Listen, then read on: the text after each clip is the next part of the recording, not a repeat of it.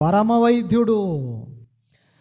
భూ సంబంధమైనటువంటి వైద్యులు చాలామంది ఉన్నారు, కానీ ఇలాంటి వైద్యులు ఎవరు లేరు. ఈయన వైద్యులకే వైద్యుడు, పరమ వైద్యుడైన దేవుడు. దేవుని ఔన్నత్యాన్ని, గొప్పతనాన్ని మనం జ్ఞాపకం చేసుకుంటుండగా ఆయన పరమ వైద్యుడుగా తన్ను తాను ప్రత్యక్షపరుచుకుంటున్నాడు. తాను వైద్యుడను అని చెప్తూ నేను ఆరోగ్యాన్ని ఇస్తాను. గాయాలు ఆదికాండము 2వ అధ్యాయములోనే ఆయన పరమ వైద్యుడని రుజువుపరుచుకున్నాడు. ఎట్లా? ఆదాముకు గాఢ నిద్రను కలుగచేసి అతని ప్రక్కటెముకలలో ఒకదానిని తీసి ఆ చోటును మాంసముతో పూడ్చి కదా, ఆదాముకు పెద్ద ఆపరేషన్ చేశాడు కదా, పెద్ద సర్జరీ చేశాడు.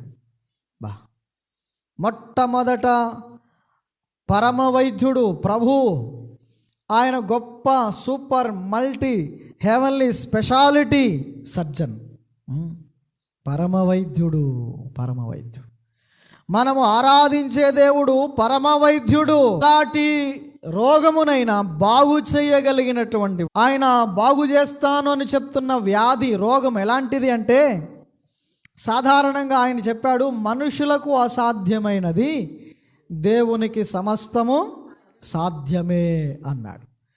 అంటే ఏ డాక్టర్లకు కూడా వల్లగానటువంటి పని, ఏ డాక్టరు నయం చేయలేని రోగాన్ని, బాగు చేయలేని రోగాన్ని, ఏ మందు లేని రోగాన్ని ఆయన బాగు చేయగలిగిన వైద్యుడు.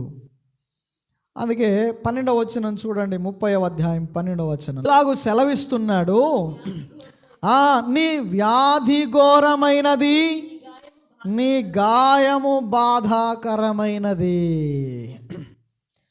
ఆయన అంటున్నాడు, నీ వ్యాధి సామాన్యమైనది కాదు, అది ఘోరమైనటువంటి వ్యాధి, చాలా భయంకరమైన వ్యాధి. ఈ లోకంలో రకరకాలైనటువంటి వ్యాధులు ఉన్నాయి, రోగాలు ఉన్నాయి. కొన్నిసార్లు వాటి పేర్లు వింటేనే మనకు వణుకొచ్చేస్తుంది, భయం వచ్చేస్తుంది, గడగడలాడిపోతుంటాం. కొన్ని వ్యాధుల పేర్లు ఉచ్చరించడానికి కూడా ధైర్యం చాలదు, భయం వేస్తుంది. అలాంటి భయంకరమైన ఘోరమైన వ్యాధులు, ఘోరమైన ఇటీవల వచ్చిపోయింది కదా కరోనా. కరోనా అంటేనే ప్రపంచమంతా కల్లోలంలో పడిపోయింది కదా, కలవరపడిపోయింది. చాలా భయంకరమైనటువంటి పరిస్థితి. కోట్ల రూపాయలు ఖర్చు పెట్టినా కూడా ఈ భూమి మీద లేకుండా వాళ్ళు కనుమరుగైపోయిన పరిస్థితులు ఉన్నారు. అంటున్నాడు, నీ వ్యాధి ఘోరమైనది, నీ గాయము చాలా బాధను కలిగించేటువంటిది. అయినా సరే 17వ వచనంలో అంటాడు, నేను నీకు ఆరోగ్యాన్ని కలుగ చేస్తాను, నీకున్న గాయాన్ని మాన్పుతాను. ఎంత గొప్ప వైద్యుడండి మనము ఆరాధించే దేవుడు. పరమ వైద్యుడు, గొప్ప వైద్యుడు, పవర్ఫుల్ డాక్టర్. ఘోరమైన వ్యాధి, బాధ కలిగించే గాయం అని అన్నాడు కదా. అయితే ఈ వ్యాధి ఎలాంటిది? ఘోరమైనదే. కానీ దేనికి ఉంది వ్యాధి అంటే, ఇర్మియా గ్రంథం 17వ అధ్యాయము 9వ వచనం చూడు. హృదయము అన్నిటికంటే మోసకరమైనది, అది ఘోరమైన వ్యాధితో ఉంది. హృదయపు వ్యాధి, హృదయము ఘోరమైన వ్యాధితో ఉంది. ఇదిగో నీ వ్యాధి ఘోరమైనది, నీ గాయము బాధాకరమైనది. అట్లయితే ఆయన అంటున్నాడు, అది ఎంత ఘోర వ్యాధి అయినా నేను దాన్ని బాగు చేస్తాను, ఆరోగ్యం ఇస్తాను అంటున్నాడు కదా. ఈ పరమ వైద్యుడు ఘోరమైన వ్యాధిని కూడా బాగు చేయగలిగిన వాడు. ఇక్కడ అంటాడు, అది ఘోరమైన వ్యాధి కలది, దానిని గ్రహింపగలవాడు ఎవడు? ఒకవేళ ఇలాగ ఉంది, దాన్ని బాగు చేయగలవాడెవడు? ఆ వ్యాధిని కనుగొని దానిని నయం చేయగలిగిన వాడెవడు అంటే ఈ భూమి మీద ఎవడు లేడు. హృదయపు వ్యాధిని బాగు చేసే డాక్టర్లు ఎవరు లేరు. శరీరానికి వ్యాధి ఉంటే దాన్ని నయం చేస్తారేమో కానీ అన్ని పరీక్షలు చేసి అంతా బాగానే ఉంది, మరి ఎందుకు ఇట్లా ఉన్నామంటే అది హృదయ వ్యాధి కదా అంటుంటారు కదా. మనోవ్యాధికి మందే లేదు, ఇది మనోరోగం. శరీరానికి ఉన్న రోగాలన్నిటికీ మందులు ఉన్నాయి కానీ మనోరోగానికి మందు లేదు. ఇది ఏ డాక్టర్, ఏ శాస్త్రవేత్త కనిపెట్టలేదు. అది ఎవరి దగ్గర లేదు, దానికి వైద్యం లేదు, మందు లేదు మనోవ్యాధికి. కానీ ప్రభు అంటున్నాడు, నేను దానిని బాగు చేస్తాను. మనం ఆరాధించే దేవుడు పరమ వైద్యుడు. ఆయన ఘోరమైన వ్యాధులన్నిటిని బాగు చేసేవాడు. హృదయపు వ్యాధి చాలా ఘోరంగా ఉందట, అది మోసకరమైంది. దానికి వ్యాధి కలిగిందన్న సంగతి కూడా అర్థం కాకుండా ఉందన్నమాట. మోసం అంటే తెలియకుండా జరిగేది కదా, మోసపోవడం. అయ్యో నాకు ఇది తెలియలేదే అంటుంటారు కదా.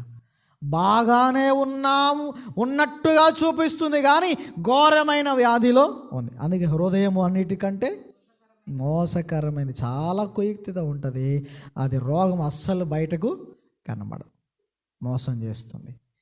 అట్లాంటి రోగాన్ని కూడా పరమ వైద్యుడు ఏం చేస్తాడట, బాగు చేసేవాడు, గాయాలను మాన్పించేవాడు అంటున్నాడు. ప్రియులరా, ఇది ఆయన గొప్పతనం. పరమ వైద్యుడైన ప్రభు యొక్క గొప్పతనం ఏంటంటే ఎంత ఘోరమైన వ్యాధినైనా సరే బాగు చేయగలిగిన దేవుడు. అయితే ఇంత గొప్ప ఔన్నత్యం కలిగిన దేవుడు మనలను, అంటే వ్యాధిగ్రస్తులైన మనల్ని ప్రేమించాడు. ఈ రోగం ఎవరికి ఉంది? హృదయ రోగం ఎవరెవరికి ఉంటుంది అంటే అందరికీ ఉంది కదా, మనుషులందరికీ ఉంది. ఇది హృదయం ఉన్న వాళ్ళందరికీ ఉంది ఈ రోగం. ఘోరమైన వ్యాధి ఉంది. అందుచేత అందరినీ బాగు చేయడానికి ఆయన ఇష్టపడుతున్నాడు. అంటే డాక్టర్ ఉంది ఎందుకు? రోగాలు బాగు చేయడానికి, వైద్యం చేయడానికి. మరి ఊరికి ఎవరైనా వైద్యం చేస్తారా? లేదు కదా, ఊరికే ఎవరు వైద్యం చేయరు.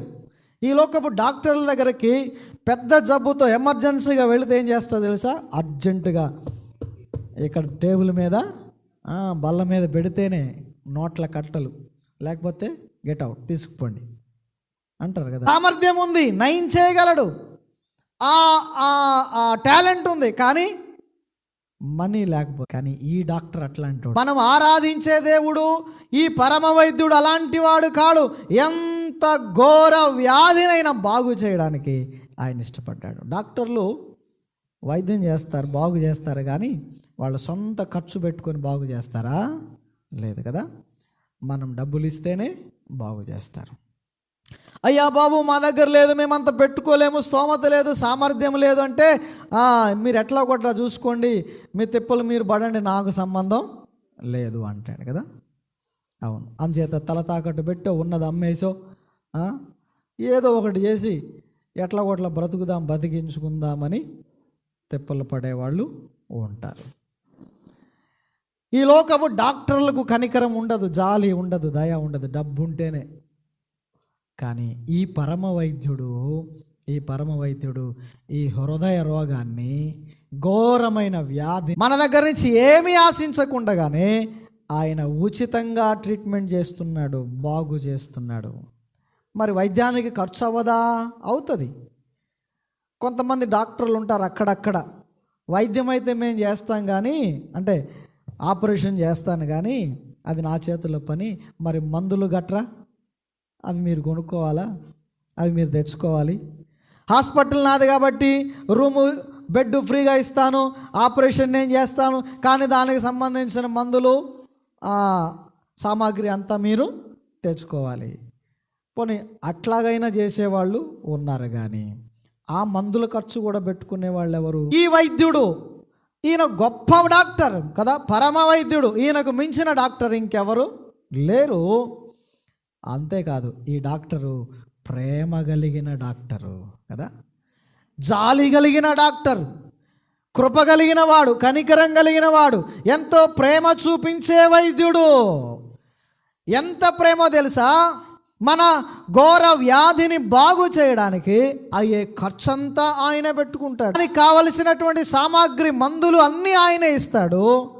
వైద్యం ఆయనే చేస్తాడు, ఆపరేషన్ ఆయనే చేస్తాడు. వైద్యం ఫ్రీ, రోగం బాగు చేస్తాడు, కానీ దానికి కావలసిన వెలంతా ఆయనే చెల్లిస్తాడు. పరమ వైద్యుడు ఈయన. పరమ వైద్యుడు, ప్రేమగల వైద్యుడు, మనం ఆరాధిస్తున్న దేవుడు. ఎట్లా? ఆయన మన రోగాన్ని బాగు చేయడానికి, మన గాయాలు కట్టడానికి ఆయన చెల్లించిన వెల, ఆయన సమర్పించినటువంటి ధనం, ఆ సొమ్ము ఏమై ఉంది?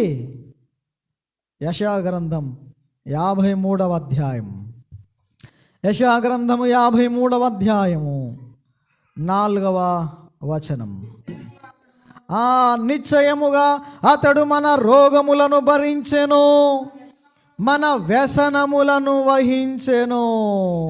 చాలు. ఇదిగో ఆ పరమ వైద్యుడు మనల్ని ప్రేమించి ఏం చేస్తున్నాడు? మన రోగాలు భరించాడు, మన వ్యసనాలు, మన బాధలన్నిటినీ ఆయన భరించాడు, వహించాడు, సహించాడు. మన రోగం మీకెందుకు, మీరు నిశ్చింతగా ఉండండి, ఆ రోగం నయం చేసే బాధ్యత నాది. దానికయ్యే ఖర్చు గురించి మీరేమీ ఆలోచించకండి, దాని ఖర్చు నేనే పెట్టుకుంటాను అని ఈ పరమ వైద్యుడు మనల్ని ప్రేమించి మన రోగాలన్నీ ఆయన భరించాడు, మన వ్యసనాలన్నీ ఆయన, మన ఘోరమైన వ్యాధిని బాగు చేయడానికి, మన ఘోరమైన వ్యాధిని నయం చేయడానికి ఆయన చెల్లించే వెల ఏంటో చూడండి. ఇక్కడ 5వ వచనంలో, మన అతిక్రమ క్రియలను బట్టి అతడు గాయపరచబడెను, మన దోషములను బట్టి నలుగగొట్టబడెను, మన శిక్ష అతని మీద పడెను, అతడు పొందిన దెబ్బల చేత మనకు స్వస్థత కలుగుతుంది. నిశ్చయముగా ఇదిగో నేను నీకు ఆరోగ్యాన్ని కలుగజేస్తాను, నీ గాయాన్ని మానుపుతాను అంటున్న ఈ పరమ వైద్యుడు మన ఎట్లా బాగు చేస్తున్నాడట? మనకెట్లా ఆరోగ్యం ఇస్తున్నాడు? ఆయన పొందిన దెబ్బల చేత మనకు స్వస్థతను, ఆరోగ్యాన్ని కలుగచేస్తున్నాడు. మనకు ఆరోగ్యం ఇచ్చింది ఆయన గాయాలు, ఆయన పొందిన దెబ్బలు. మనకు వైద్యం చేయడానికి, మన రోగాన్ని బాగు చేయడానికి, మన ఘోర వ్యాధిని నయం చేయడానికి ఆయన ఉపయోగించిన మందులు, ఆయన ఉపయోగించిన మెడిసిన్ సామాగ్రి ఏంటో తెలుసా?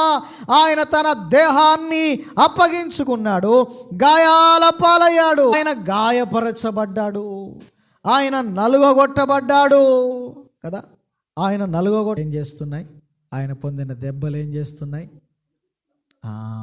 అట్లయితే ఆయన మన రోగాన్ని బాగు చేయడానికి తాను పెట్టిన ఖర్చు, ప్రాణంతో విడిచిపెట్టబడిన వ్యక్తిని మంచి సమరయుడు దగ్గరకు వెళ్ళి అతని గాయాల మీద నూనె పోసి, గాయాలు తుడిచి, కట్లు కట్టి కదా, పూటకోళ్ళ వానింటికి చేర్చి దేనారములను ఇచ్చి సంరక్షించినట్లుగా ఈ పరమ వైద్యుడు మన హృదయ రోగాన్ని బాగు, పాపపు గాయాలను కదా, మూర్ఖత వలన కలిగిన పాపపు గాయాలను బాగు మనకు ఆరోగ్యాన్ని కలుగు చేయడానికి ఆయన రోగిగా అయిపోయాడు కదా. ఆయన రోగి అయిపోయాడు, ఆయన వ్యసనాక్రాంతుడైపోయాడు, వ్యాధిని అనుభవించిన వానిగా అయిపోయాడు కదా. 10వ వచనం చూడండి, ఆయన అతనికి వ్యాధి కలుగజేసెను. మన వ్యాధిని బాగు చేయడానికి మన వ్యాధిని ఆయన భరించాడు, ఆయన వ్యాధిగ్రస్తుడైపోయాడు. ఎంత ప్రేమగల వైద్యుడండి మన ప్రభు. ఆ పరమ వైద్యుడు మనల్ని బాగు చేసేందుకు ఆయన వ్యాధిగ్రస్తుడైపోయాడు. మన గాయాలు బాగు చేసేందుకు ఆయన గాయాలు పొందాడు. మన పాపమును తీసివేసేందుకు ఆయన తన రక్తాన్ని చిందించాడు. మన పాపపు గాయాలు కడగడానికి, మన ఘోరమైన వ్యాధిని నయం చేయడానికి ఆయన తన రక్తాన్ని చిందించాడు. ఎంత ప్రేమగల వైద్యుడు పరమ వైద్యుడు.